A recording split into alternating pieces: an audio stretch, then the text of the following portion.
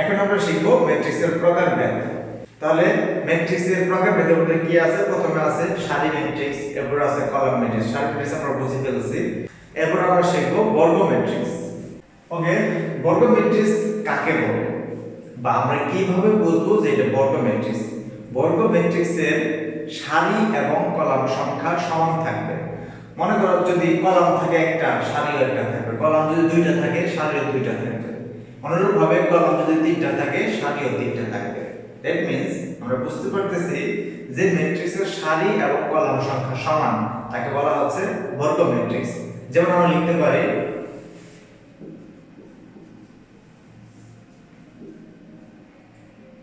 A সমান 1 2 3 4।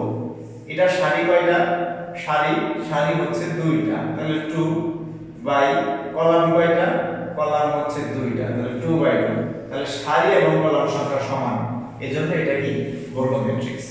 এই যে বর্গ ম্যাট্রিক্স, এই বর্গ ম্যাট্রিক্সের যে এন্ট্রিগুলো আছে বা ভুক্তিগুলো আছে, এই যে প্রথম কলামের প্রথম সারির প্রথম কলামের যে এন্ট্রি, এটা থেকে একদম শেষ মানে সর্বশেষ সারি এবং সর্বশেষ কলামে কি আছে? 4।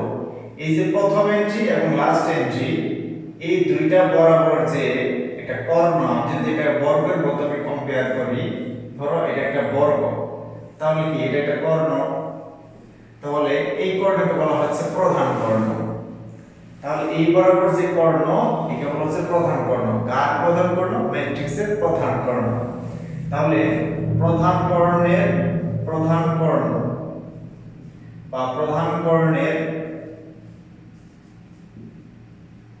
কর্ণের সদস্য হচ্ছে বা ভুক্তি হচ্ছে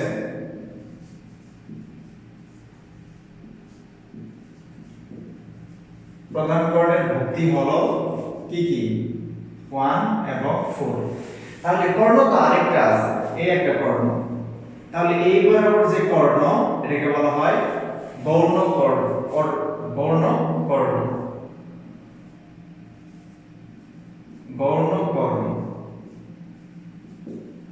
এর ভুক্তি কি? এর ভুক্তি হচ্ছে 2 3।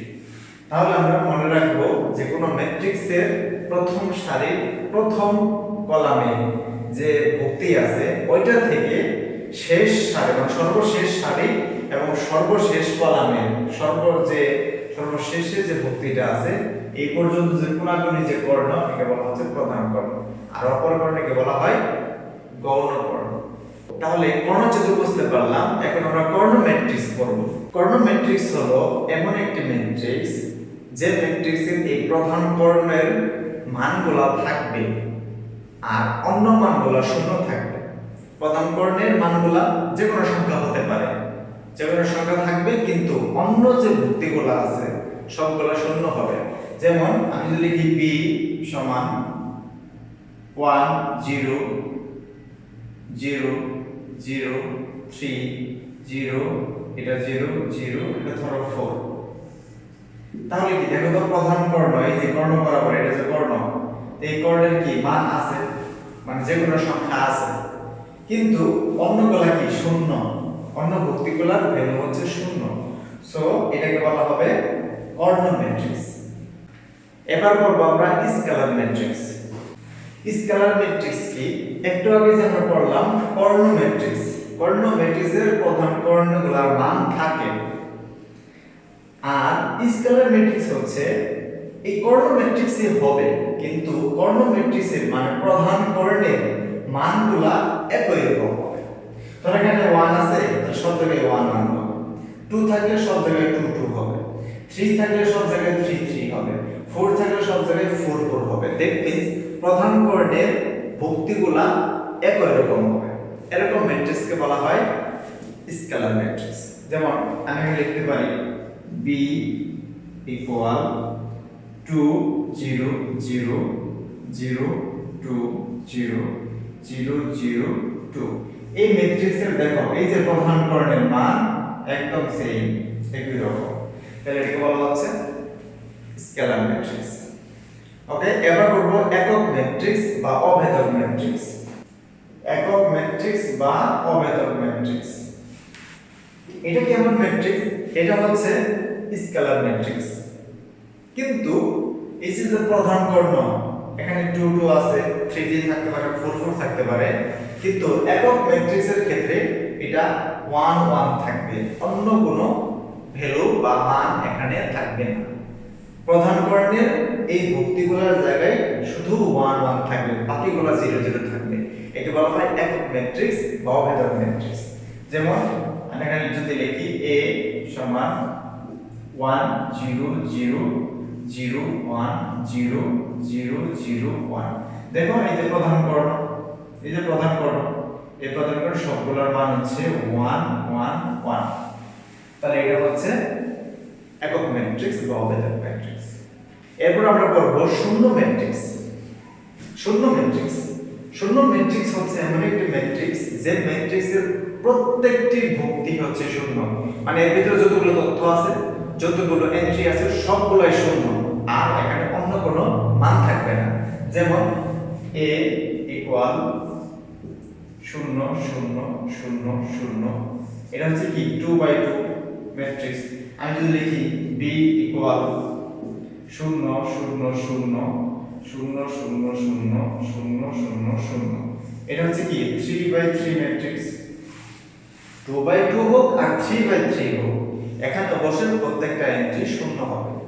এই ম্যাট্রিক্সকে বলা হবে শূন্য ম্যাট্রিক্স। এরপর করব আমরা ত্রিভুজাকার ম্যাট্রিক্স। ত্রিভুজাকার ম্যাট্রিক্স আবার কেমন? এটা হচ্ছে এমন একটা ম্যাট্রিক্স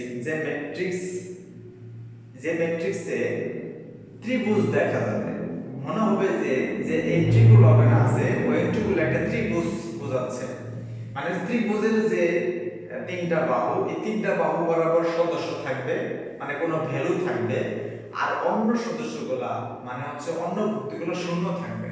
যেমন আমি যদি লিখি a সমান 1, এটা ধরো 1, এটা হচ্ছে 2, এটা হচ্ছে 3, এটা হচ্ছে 4, এটা হচ্ছে 5।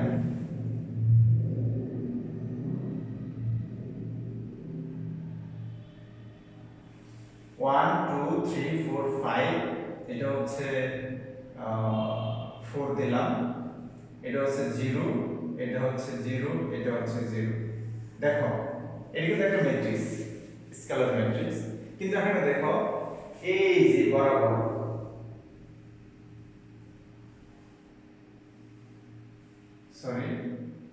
এখান থেকে এই যে বরাবর, দেখো এই যে এই কলামে, এই সারিতে এবং এই বরাবর দেখো তো সবগুলাতে কি আছে? সবগুলাতে মান আছে, কিন্তু অতগুলা মান নাই। এটা কি ত্রিভুজের মতো দেখতে, এজন্য বলা হয় ত্রিভুজাকার ম্যাট্রিক্স।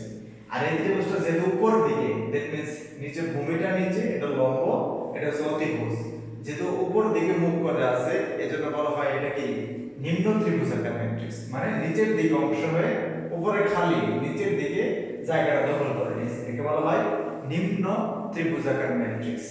এটাকে আমি কি বলতে পারি? নিম্ন ত্রিভুজাকার ম্যাট্রিক্স। নিম্ন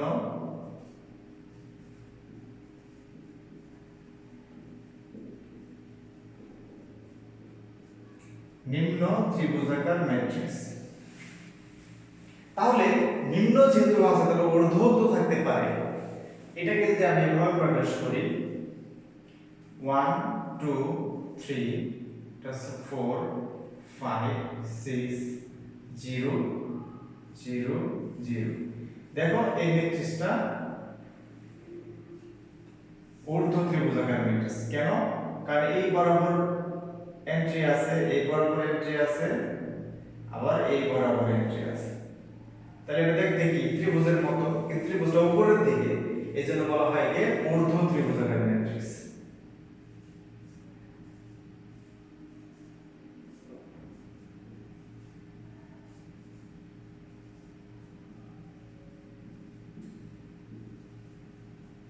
ঊর্ধ্ব ত্রিভুজাকার ম্যাট্রিক্স।